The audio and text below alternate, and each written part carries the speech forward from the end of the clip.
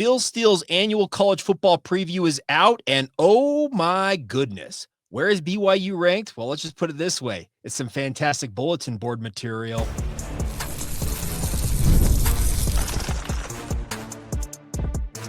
You are Locked On Cougars, your daily podcast on the BYU Cougars, part of the Locked On Podcast Network, your team every day. What's up, everybody? Welcome into Locked On Cougars, your daily podcast focused on the BYU Cougars. I'm Jake Hatch, executive producer of the KSL Sports Zone in Salt Lake City, Utah, and a 13-year credentialed media member at BYU. I am your resident BYU expert and insider, and as always, thank you for making Locked On Cougars your first listen of the day. All right, coming up on today's show, we are going to talk about BYU football and where the great Phil Steele, has BYU ranked in his preseason prognostications, and it's pretty low compared to some other outlets out there. Then we're going to talk about the House settlement. Could one key change that the conference commissioners are looking at as being the thing that keeps things going actually hurt BYU? And then we'll finish up today's show with BYU. Do they have their own Caitlin Clark, their own insert great female athlete coming on campus very, very soon? It sure looks that way. And we'll talk about who Jane Hendingren is ahead on today's show. It's all brought to you today by our friends over at FanDuel. For new customers of FanDuel, get $200 in bonus bets if your first $5 bet hits. Go to FanDuel.com today to get started.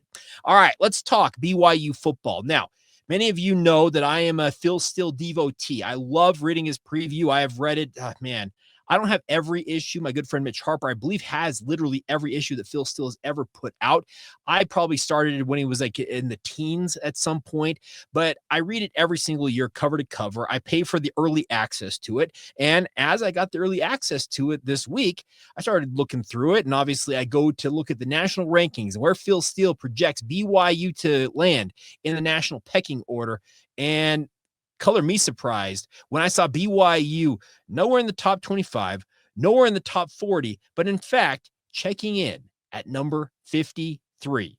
Yes, the great Phil Steele believes that BYU is going to be a middling program this year. Now, is he out of line in prognosticating that, especially in light of, as he was getting ready to publish this magazine, there was a civil lawsuit filed against BYU starting quarterback Jake Retzlaff that still remains unresolved. I can't blame him for obviously downgrading BYU to a degree because of that. But in many respects, I look at this as just a slap in the face. If you're a BYU football program member, whether it's a coach, a player, an administrator, that is the type of stuff. Remember last year, Jake Retzlaff, as I mentioned, we don't know what his status is going to be, but he was very clear that when he saw that PFF ranking as rating him as the worst quarterback in the Big 12, he internalized that and used that as fuel to his fire to really prove those people wrong. And he had those PFF guys essentially apologizing profusely after what he led BYU to last year. BYU, I think, never got over the fact that despite a 9-0 record, BYU really got zero respect in many circles when it came to what they accomplished last year. They ended up going 11-2, and some people will look at it and say, oh, what could have been? But the bigger point was there was no bigger slap in the face, it felt like, for that football program when they were undefeated, top 15 in the country, and they traveled across the country to UCF, a team that was sub 500, and somehow, some way, the national odds makers, whether it was at FanDuel or the like, had BYU as an underdog on the road against a losing program, despite, as I mentioned, being undefeated and ranked. That one, I think, rankled the overall tenor of what BYU season played out to be, because I think the Cougars internalized every disrespect that came their way last year and used it, as I mentioned, as motivation to go out there and prove the world wrong. If Phil Steele really believes that BYU is the 53rd best team in the country, good on him. Everybody in that BYU football program should take that page out of the Phil Steele preview, tack it on the bulletin board in the team meeting room, and look at it time and time again, even if you have Jake Retzlaff or not, and say, we're going to go prove these guys wrong. Moreover, I went and looked at the Big 12 rankings of where Phil Steele had BYU ranked in the Big 12 conference. He has them tied for 7th place in his preseason poll. He has BYU tied with TCU behind six other teams. At the top, he has a three-way tie between, get this, Baylor, Utah, and Iowa State. Now, two of those three, in my opinion, belong there. But once again, Phil Steele believes that the Utes are going to bounce back in a big way this year. Then he has the defending champion, Arizona State Sun Devils, fourth, tied with Kansas State and Texas Tech, who is an NIL darling and brought in maybe the best NIL class in terms of a transfer portal class that we've seen in quite some time. Then you have BYU and TCU tied for seventh, Cincinnati and Kansas tied for ninth, and it kind of plays out from there. Okay. Like I said, this is all great stuff. If you want to have that motivation, that bulletin board material for BYU to tack on. Now, I saw some other people out there on social media posting Phil Steele's rankings from last year. Quote, 2024 Big 12 football season rankings from Phil Steele last year. Number 1, Utah, went 5-7. Number 2, Kansas State. Well, Kansas State was pretty dang good, but BYU still beat them. Tied for number 2, Oklahoma State. Went over in the Big 12. Number 4, Iowa State. Okay, pretty fair because Iowa State was pretty darn good. They did make the Big 12 title game. Number 4, Arizona. Fell flat on their face. Number 6, West Virginia. Not so good. Number 7, TCU. Number 7, Kansas. Number 7, UCF. Not ranked, not tied for 7th. All the way down at number 14, do you see the BYU Cougars in last year's poll? And then just behind them at number 15, the eventual Big 12 champion, the Arizona State Sun Devils. I'm not saying that Phil Steele doesn't know what he's talking about, because as I mentioned, I am a big fan of Phil Steele's work. I've had him on this podcast, but history suggests that he is picked wrong, and I believe he is picked wrong yet again in favoring some teams like a Utah to bounce back in a major way. In the national rankings, he has Utah 18th in his poll. He has them right up there among the best in the Big 12 conference this year. He's projecting that Devin Dampier, Jason Beck are going to cure what ails the University of Utah, and that is simply put an ineffective offense, in fact, dead to rights offense in many respects last year, and expects them to bounce back in a big way. Maybe he's right, and maybe Utah is going to bounce back in a big way, but you can't downgrade BYU when BYU returns a ton of their production, even if they don't have Jake Retzloff. Doesn't BYU return just as much production, if not more of it, than Utah does on offense? You have your top receiver in Chase Roberts. You got emerging forces at that position in JoJo Phillips, Parker Kingston, on down the list. The offensive line has been retooled, but I fully expect BYU's O-line is going to be pretty darn good. It may not have 2 potential first-round draft picks like Utah does in Caleb Lomu and Spencer Fano, but I still think BYU's offensive line is just as good as anybody's out there in the Big 12, because I trust what they did last year will be replicated this year. And then also, I look at the running back situation. I am a huge believer in LJ Martin. When LJ Martin is 100% healthy, which has been fairly rare so far in his BYU career, but I think if he stays healthy, he is going to be a bell cow back that BYU can rely upon with or without Jake Retzloff. Whoever's under center at quarterback, their best friend is a stud running back, and having backups like a Sione Moa, Pokai Haunga, on down the list, Enoch Nawahine, etc., I think BYU run game is going to be just fine. So I, for the life of me, I'm a bit baffled. The BYU's at 53, whereas Utah's all the way up at number 18. But we'll see if this is the year that Phil still gets it right, or, as I mentioned, he had Utah pretty highly rated last year, as it did a lot of people. But BYU kind of flipped that on its head alongside Arizona State and said, hey, nope, we're the ones. We're the elite of the Big 12.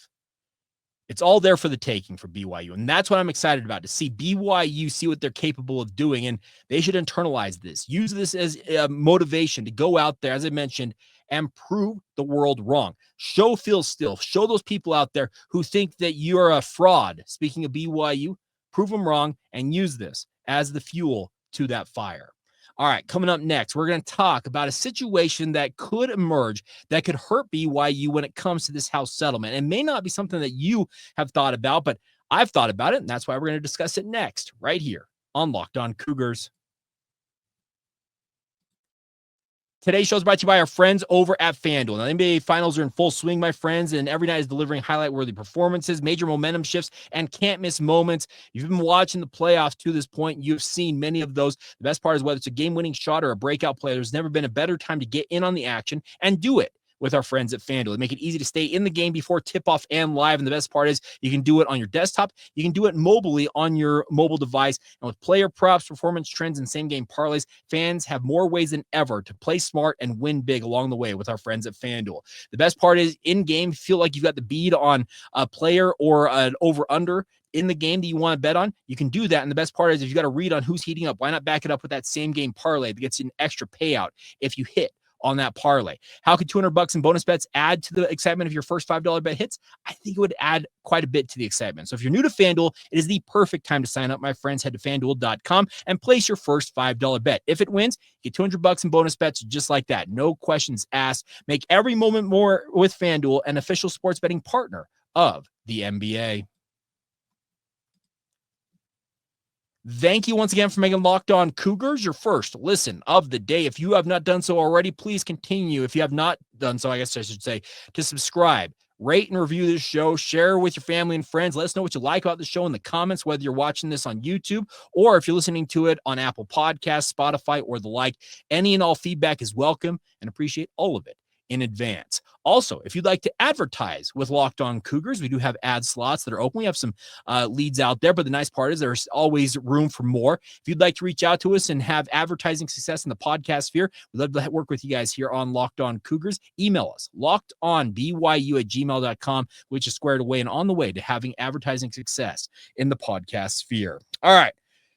BYU is obviously a program that has upheld its morals in more ways than one over many, many decades as a college athletics department, most particularly in football and basketball, because those are the chief revenue drivers and obviously the chief sports that generate the most interest and have the most fans, speaking of BYU sports.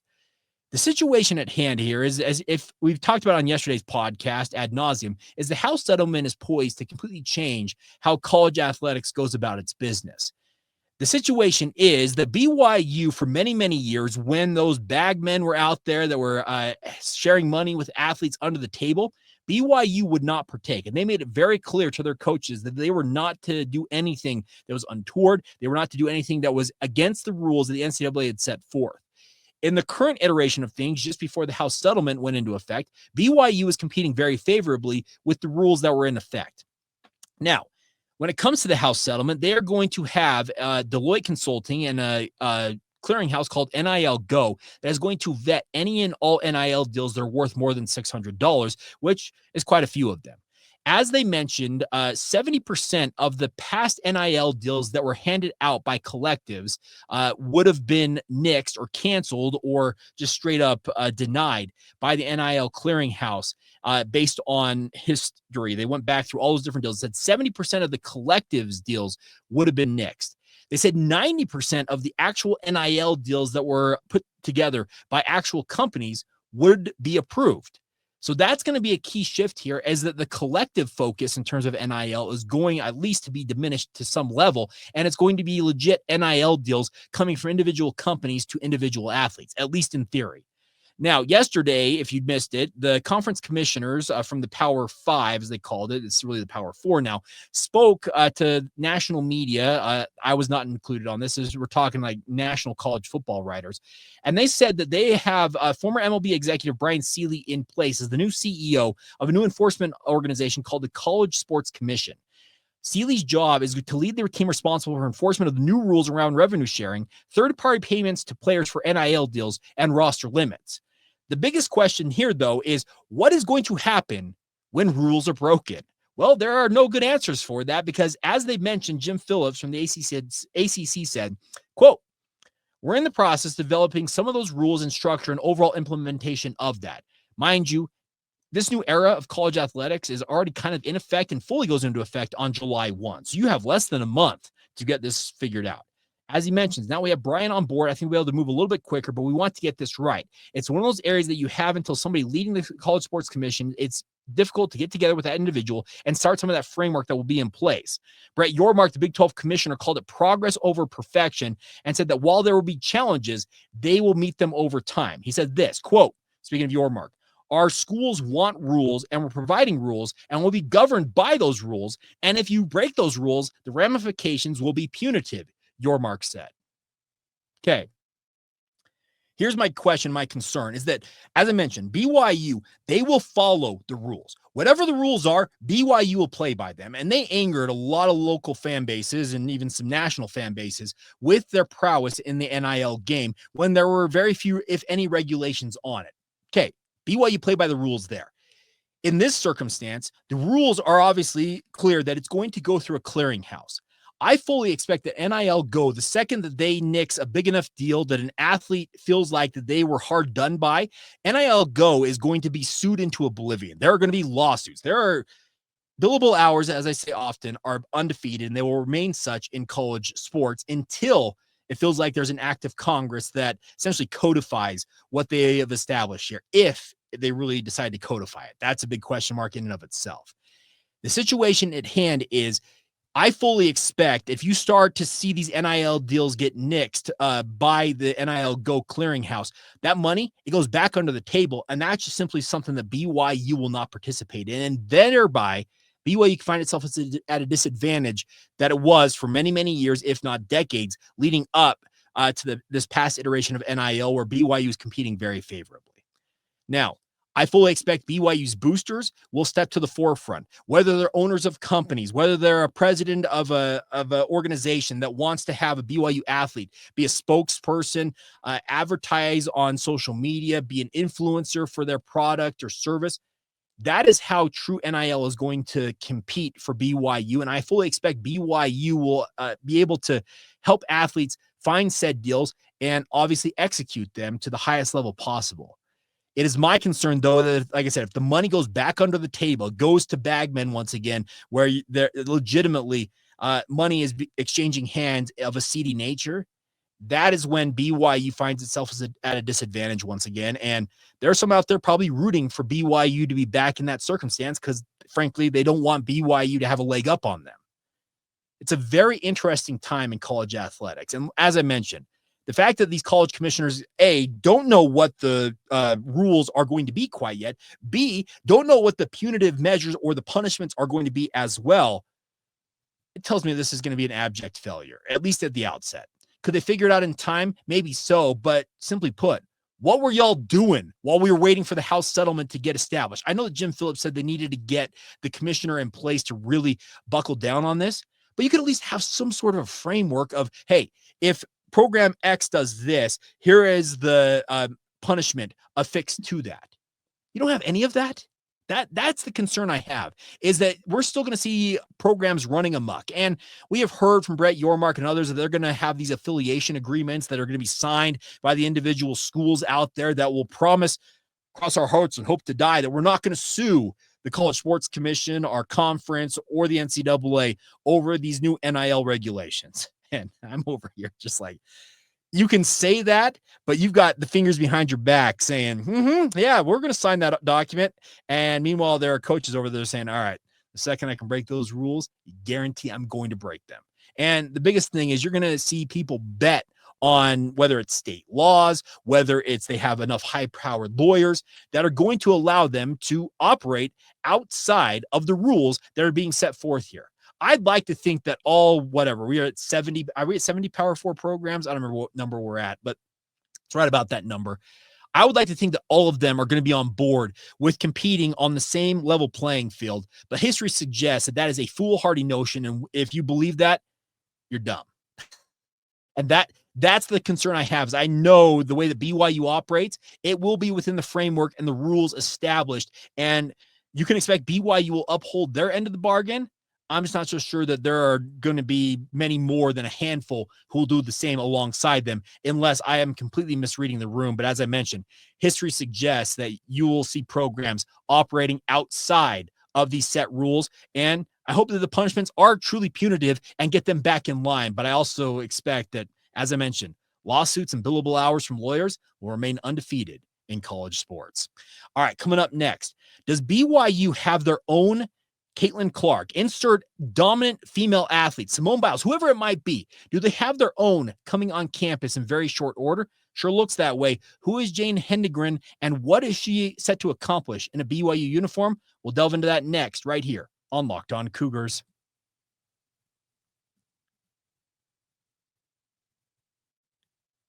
Thank you once again for making Locked On Cougars your first listen of the day. If you have not done so already, what are you waiting for? Sign up for the Locked On Cougars Insider Group. Get the inside scoop on all things BYU that I am hearing coming to your phone in the form of a text message. You don't have to go to a website or log onto a message board to get the inside intel you crave. It literally comes directly to you. And the best part is it's just $5 a month to be a part of the Insiders Group. And I guess the kicker is you get a full 2 weeks before you pay a single penny to be a part of it. So sign up today. Link is in the show notes below, whether you're watching this on YouTube or listening to it wherever you get your podcast. And hope to see many more of you joining us on the Locked On Cougars Insider Group in short order. All right, coming at your way right now, let's talk about the legend of Jane Hendegren. Now, if you don't know her name, get to know this name. Now, we don't talk a lot of cross country on this podcast, and quite frankly, it takes a lot for me to step outside of sports that I have pretty good institutional knowledge of to speak about athletes who are as dominant as Jane is, but she deserves to be talked about here. She is an athlete currently at Timpview High School, and simply put, she is just a dominant force in track and field and cross country at the high school level. She has now 1, 2, 3, 4, 5, 6, 7, 8, 9 national high school records for whether it's 1,500 meters, a mile run, 3,000 meters, 3,200 meters, 2-mile run, 5,000 meters. She has broken and shattered all those records, and in fact has rewritten and written multiple records of her own during her illustrious high school career. And oh, by the way, she is going to be running for BYU. We are looking at the likes that we have very rarely seen at BYU with what Jane is doing at the high school level, and she is poised to bring it to BYU. And there's a good bet that come 2028, the LA Olympic Games, that Jane is likely running for Team USA in Los Angeles in those Olympics. She is that dominant a force. There are people out there who believe that she is the next superstar of college track, college cross country, and based on what she's doing at the high school level and as dominant as she is, yeah, I see why. Is she going to be able to generate the type of attention that will, in her own right, net her big-time NIL deals? I fully expect it. I think she's running. She's sponsored by Brooks Running right now. Now, when she goes to BYU, it's a Nike school, so we'll see obviously how that plays out. But she is going to have a footwear and apparel companies fawning all over her, and for good reason. Because when you have dominant forces like this in college sports, men's or women's, and it's cross country, I get it. It's kind of a niche sport out there, but still, the name she has made is absolutely incredible. I don't invoke the name Caitlin Clark very often because, quite simply put, Caitlin Clark is one of a kind. She is a dominant force in the WNBA. She took college basketball by storm, and there are people right now who watch WNBA games because of Caitlin Clark's star power. Could an athlete like Jane Hendegren bring that to BYU? Could she bring it to cross country? Could she bring it to BYU track and field? I sure as heck hope so. And by the way, it's not that BYU track and field and cross country are lacking in any way, shape, or form. Might I remind you that both men's and women's cross country at BYU are the defending national champions. They have 2 national championship trophies residing down there on campus at BYU right now because they were dominant this past year on a national level.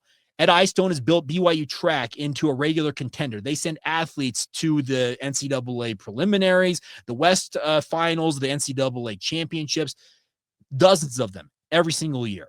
But we may be watching the beginning of what could be a singularly dominant career in a BYU uniform when Jane finally suits up for BYU. And I'm looking forward to it. I don't proclaim to be a cross-country expert in any way, shape, or form. I went to a high school, Mountain View High School in Orem, Utah, that has a very strong record with track and field and cross-country. Dave Hool, if you know that name, built Mountain View track and field and cross-country into a nationally renowned program. If you walk into Mountain View High School, into their gyms, look up on the walls at the national championships, the state championships, and the like, I would venture either boys or girls cross country, boys or girls track and field, and they are just ubiquitous for year after year after year after year. And the history also from Mountain View is that they've continued that tradition, maybe not as dominant as it once was, but they're still very dominant. I watched a lot of good athletes in track and field and cross country come through as classmates of mine when I was at Mountain View. Any of you who know me personally, I am not built to run in any way, shape, or form. But those athletes that can do it, they're pretty dang dominant. And we are watching maybe the best to ever do it at the high school level. 9 national high school records. This is incredible. And as I mentioned, if you don't know the name Jane Hendegren, get to know it, because we're going to, I think, watch something really special play out. And as I mentioned, 2-3 years from now, when those LA Olympics begin, there's a pretty decent chance that she's running for Team USA in whatever event she decides to specialize in, whether it's the 1,500 meters, the 3,000, whatever she wants to run. Train her up and let her go, because I've watched some of the highlight reels for her, and there's just nobody in her orbit when it comes to being anywhere near her on the track. That's how truly dominant she is. I heard a podcast earlier this week. It was the anniversary of Secretariat's death. Obviously, the famed racehorse who dominant in his day. He won the Belmont Stakes by a record length that is record amount of lengths that has never been approached in all the years since.